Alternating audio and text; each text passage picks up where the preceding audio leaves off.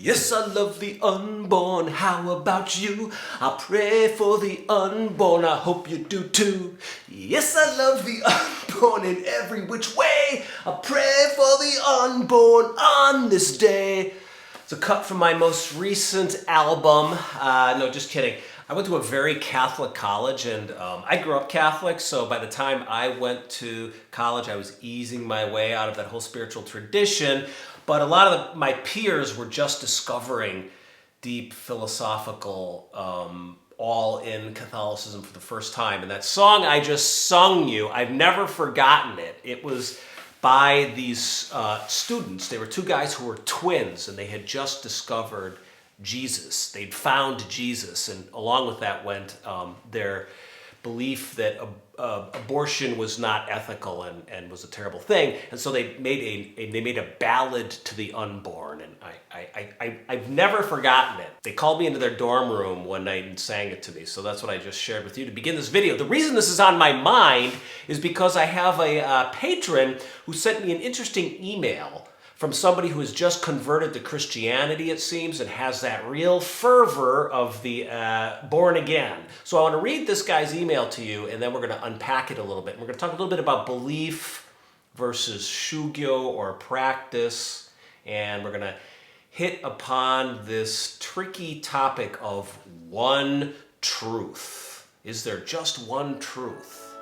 Okay, friends, I'm going to be showing you some interesting images, hopefully. My future editing self is putting wonderful, interesting images before you right now because I have to read this off of my phone because I don't have my computer in front of me. So, okay, here we go. This is from my patron. He sent me the following. Dear sir, hope all is well when you read this. This time I really do have a question. We were going back and forth for a while, and he thought he had a question, and then he didn't. So this time he does have a question.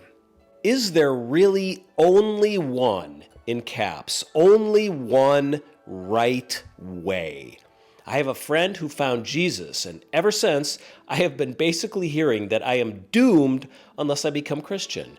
She is so, lots of O's in there, so convinced that everything else is from the devil. Buddhism is a practice that is in league with the devil. Okay, so she's not into Buddhism. Buddhism is the devil's work. So my patron closes by saying, so is there really only one way? I think I was so moved by this guy's email, and it's gotten in my head anyway, because he keeps capitalizing one way. And for some reason, that got in my head. So is there really only one way? What is your opinion on this? And then in quotes, then in parentheses, he has, this is why there will never be peace on earth. Whew. Is there just one way? Capital O-N-E. I gotta tell you, I've been looking my whole life for that one way. I don't think there's one way now. I mean, for me, Zen has been the simplest and clearest practice. So it has the least... You know, when you sign up for something online and there's like a terms and conditions, you know, and you've got to scroll and scroll and scroll and scroll and scroll and scroll, and then finally you can click, I read your terms and conditions. Zen has the least number of terms and conditions that I've found. And the truer I am to the practice and the teachings, the simpler it becomes. There's that not knowing that is like fundamental to the human condition. And religions oftentimes stick a Jesus statue right in the middle of that not knowing, or a Buddha statue. Zen, in my experience, and when I'm true to it, doesn't do that. I just take my place in that not knowing, and attention arises, and it fills that space. And I am paying attention to what's going on inside me usually, and what's happening around me. It's a kind of attention. So this is what we're putting into practice, like more and more post-monastery, living here in the world as I age, it's getting simpler and simpler for me. There really isn't one way. There's just moment after moment, bringing attention to what's happening here and now, as kind of waking up, waking up, waking up. What am I carrying? What am I projecting? Where am I coming from? What's going on around me? More and more, it's about being exactly with and in reality. I'm getting ready to go home, to go to America. And, I'm getting ready to go see my family. And in the past, when I was a monk, I think I would be having more of an attitude of, here is how I should and will behave around them. Calmly and listening and manifesting equanimity in case there's any intense moments, that sort of thing. Now I am more along the lines of, what's really going on inside me? Catching, like eyes open on the inside, right? Not like with blinders on towards fealty to my idea about what the one true way is, but sitting with eyes open on what actually is. Now, is that the one true way, man? I don't know. Maybe that's what I'm saying now. Maybe I'm saying this is the one true way. I don't know, but I don't think so. Because every single time in my life, when I've had that, when I've found the thing, finally found the thing, the mindset that is going to make me confident, or the insight that is going to make me live truly, or the practice that is going to train me to be compassionate and wise. Like every time I have found that thing, a week later, a month later, a year later, my life has changed, my circumstances have changed, my biology has changed, the world has changed, and I have to I have to like learn something new, and I have to change, and I have to grow, and I have to keep on growing.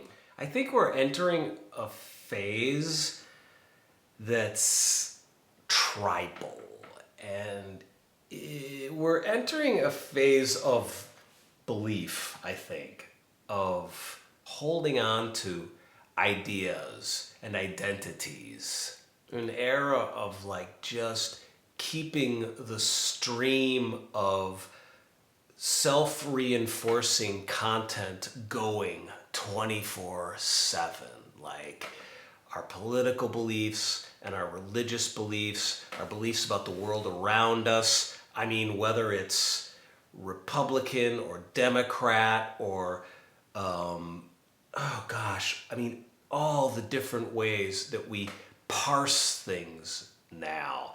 I swear it's like, even with my own attention span, when I sit down to read a book at night, I mean, oftentimes I'm like checking my phone, like consistently. It's becoming harder and harder to hold one's place in silence without filling that silence somehow.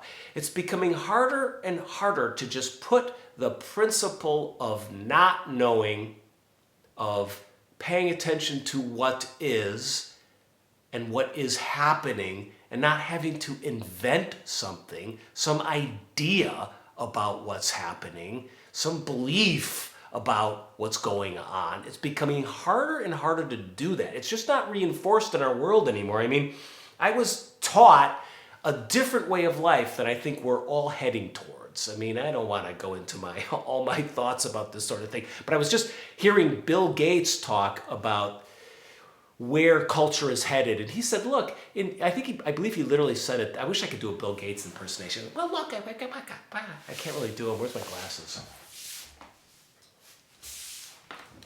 Well, look, I can't do a Bill Gates.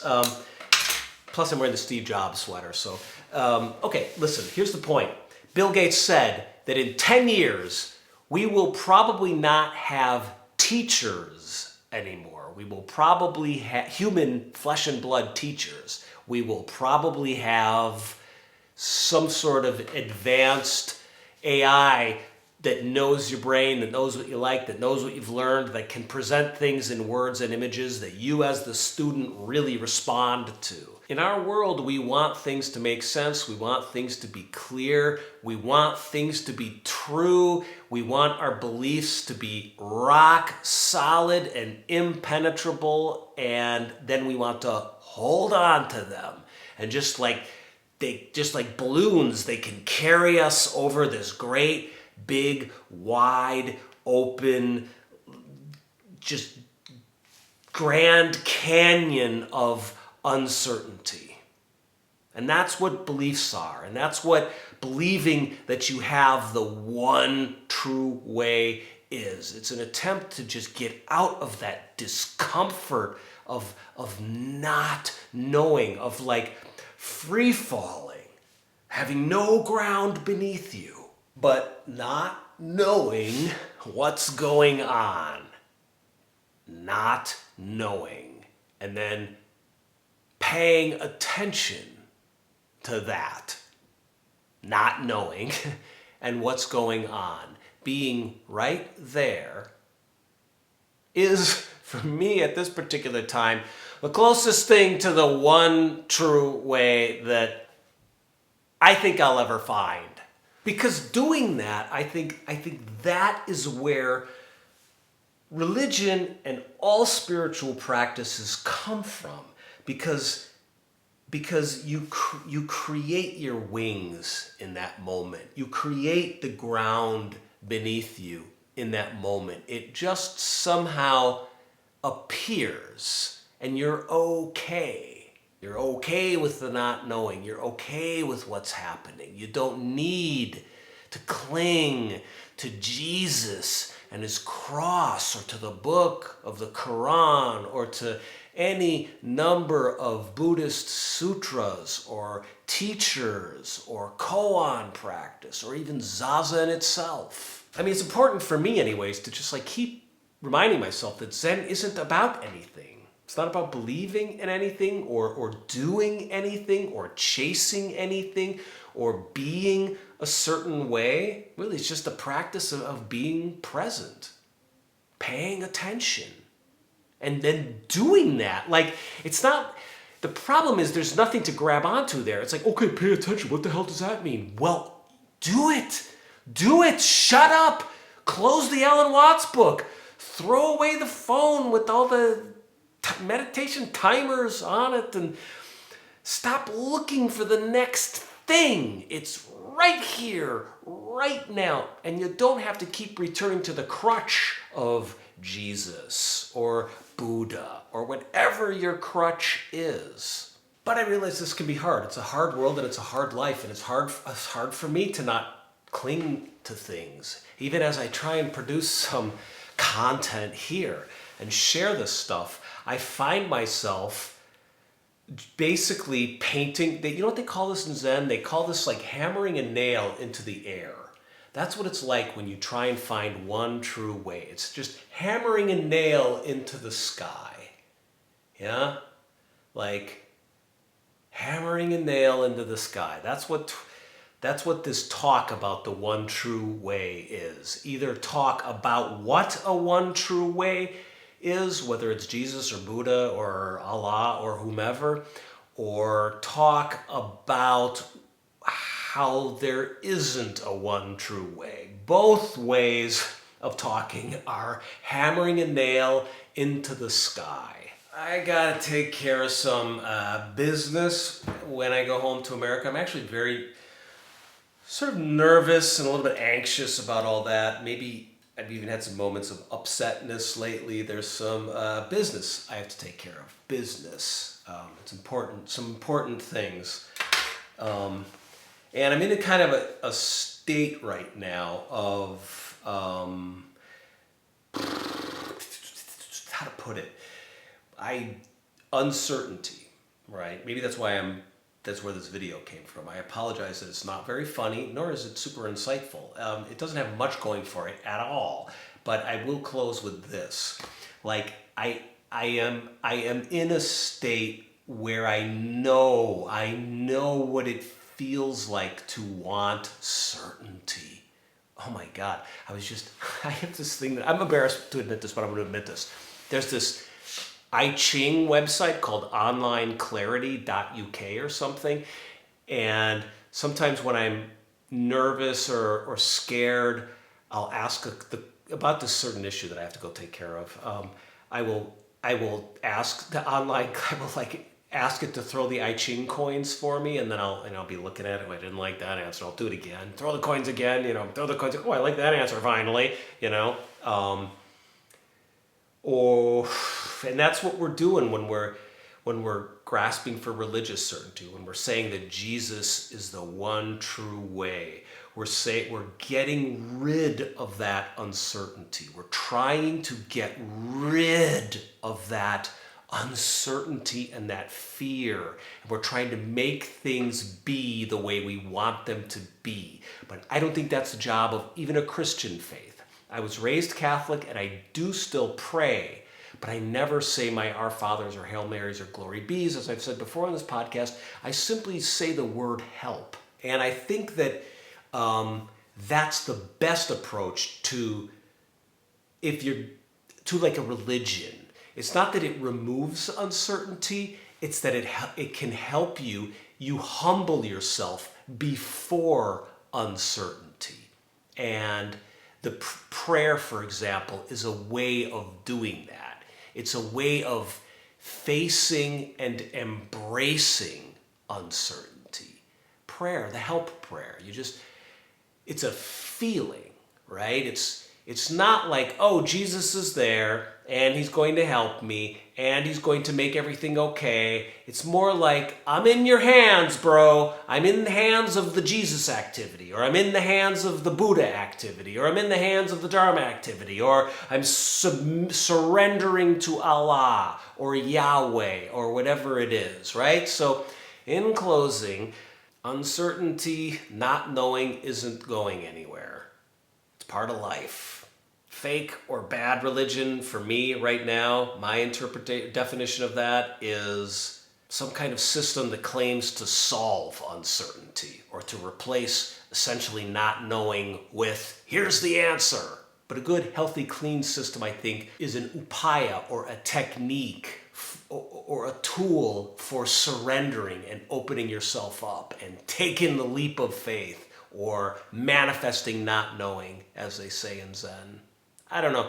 I hope that was helpful, friends. I'm sorry I'm a little bit low energy and out of it today, but like I said, I've got some important matters to take care of when I go back to the States, and aspects of my life now some aspects are coming to a close and other aspects are opening up, and there's possibility there and uncertainty. And so I'm thankful to my patron who put this question to me about the born-again Christian in his life who is pestering him with her belief system and telling him that Buddhism is a practice that produces devils and demons, and Christianity is the answer to that.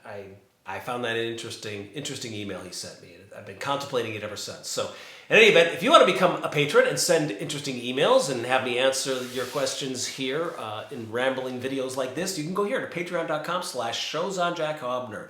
I really appreciate the help and support from my patrons, the emails, the texts, the interesting comments on the videos.